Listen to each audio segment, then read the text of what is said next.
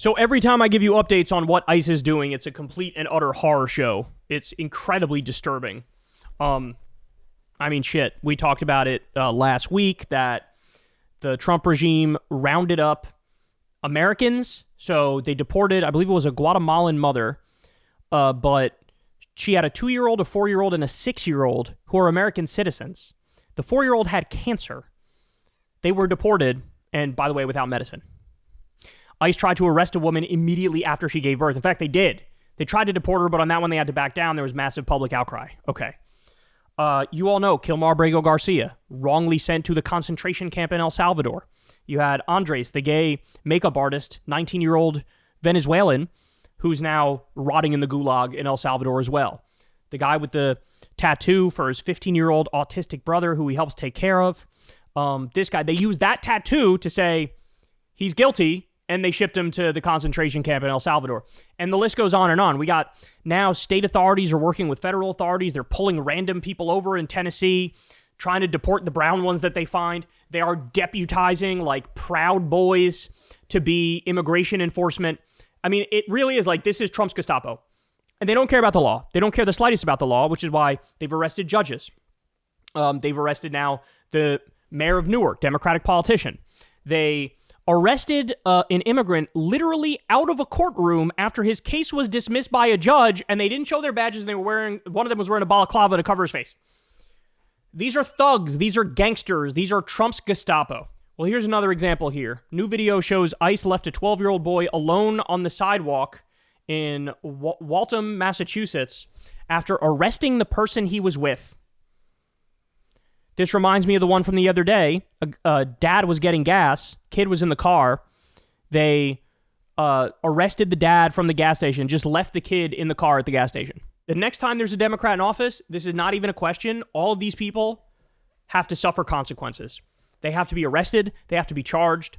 They are the criminals. ICE are the criminals. By the way, nobody's ever been more vindicated than the abolish ICE people. They are the most vindicated people on the fucking planet. Because look at how these people function. Again, no concern for the law. Just Gestapo shit. All right, but we're just getting started. So now, you ready for this? With all these horror stories that I walked you through, Trump is now expanding his Gestapo. Reuters reports that the Trump administration today ordered the FBI to devote a third of its work to immigration enforcement and must deprioritize all white-collar crimes as a result. So the richest people get to avoid any fear of arrest while the FBI rounds up migrant workers. This is the other part of this agenda is what?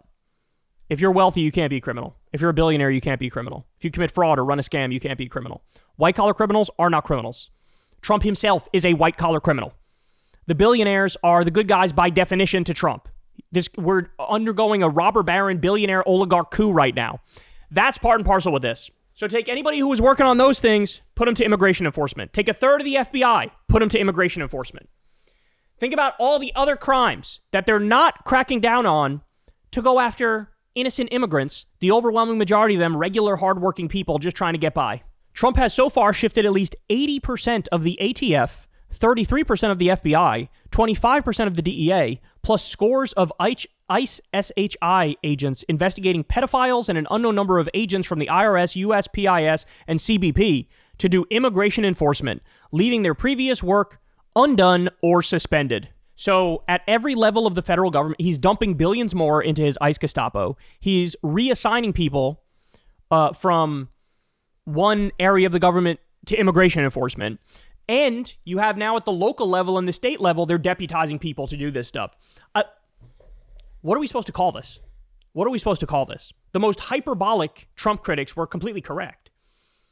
And when you ship them to a concentration camp in El Salvador with no due process, yeah, we're looking at straight up fascist Nazi shit. The Trump administration barred states from receiving any disaster relief or transportation funding unless they agreed to commit state law enforcement resources to helping ICE and to end any state benefits program open to all residents regardless of status. So states are now suing. If you're a legal immigrant, you're not safe. If you're a green card holder, you're not safe. If you're a permanent resident, you're not safe.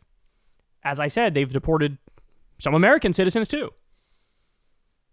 Now they're saying they're holding hostage money that states need for other things. They're saying you're not getting any of that money unless you cooperate with ICE and you use state enforcement too to do immigration enforcement, round people up, deport them. I mean, at this point, when you look at this, it's screaming from everything we're looking at. They really are trying to create an ethno-state.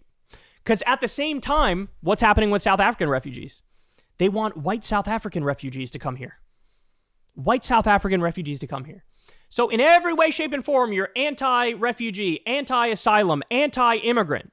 But oh, would you look at that? We happen to find one kind of immigrant who are white from South Africa, former apartheid state. Them you welcome with open arms. Them you want to like give them money, right?